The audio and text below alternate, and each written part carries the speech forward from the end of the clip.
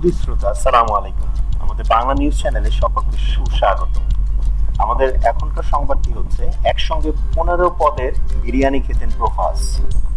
বাহুবলী খ্যাত প্রভাস, আপনারা জানেন, ছবিতে দেখতে পাচ্ছেন প্রভাসকে। প্রভাস ও এস রাজমৌলি। সংবাদটি হচ্ছে, বাহুবলী সিনেমা খ্যাত অভিনেতা প্রভাস এই সিনেমায় তার শারীরিক গঠন ভক্তদের মুগ্ধ করেছে। আর এমন শারীরিক গঠন তৈরি করতে তাকে কি পরিমাণ ডায়েট ও শারীরিক কসরত করতে হয়েছে সে বিষয়টিও কারো অজানা নয়। কিন্তু এর মাঝেও চিট মিলের দিন নিয়মের তোয়াক্কা না করে 15 পদের বিরিয়ানি খেতেন প্রভাস।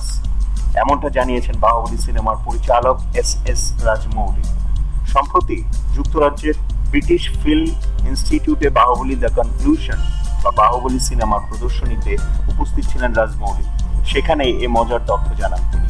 এ প্রসঙ্গে রাজমৌলি বলেন, কি ধরনের ডায়েট অনুসরণ করবে আমি এটি তাদের উপর ছেড়ে দিতাম।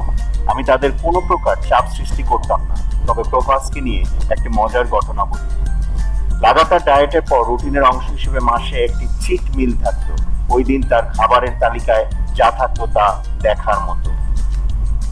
প্রায় 10-15 পদের বিরিয়ানি, শুধু বিরিয়ানি, কোনো বাড়াবাড়ি করছি না। আপনি ভাবতেও পারবেন না এরকম বিরিয়ানি আছে। বিভিন্ন ধরনের মাছ, মুরগি, খাসি মাংস, শুধু তাই নয়, তরকারি ভাজিও থাকতো। যে ধরনের খাবারের পরিবেশনা থাকতো আপনি তা ভাবতেও পারবেন না। সিনেমায় প্রভাস ও রানা দাগভূতির আত্মত্যাগেরও প্রশংসা করেন রাজমৌলি। তিনি মনে করেন, তারা দুজন যেভাবে নিজেদের শারীরিক গঠন ঠিক রেখেছেন তা সত্যিই কঠিন একটি ব্যাপার। গুঞ্জন শোনা যাচ্ছে প্রভাসকে সঙ্গে নিয়ে আরো একটি সিনেমা বানাবেন তিনি।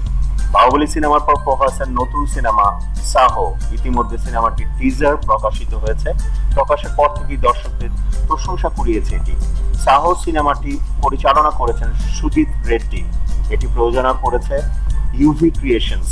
150 কোটি রুপি বাজেটের সিনেমাটি 2018 সালে মুক্তি পাবে। সংবাদটি ভালো লাগলে অবশ্যই বন্ধু বান্ধবের সাথে শেয়ার করুন।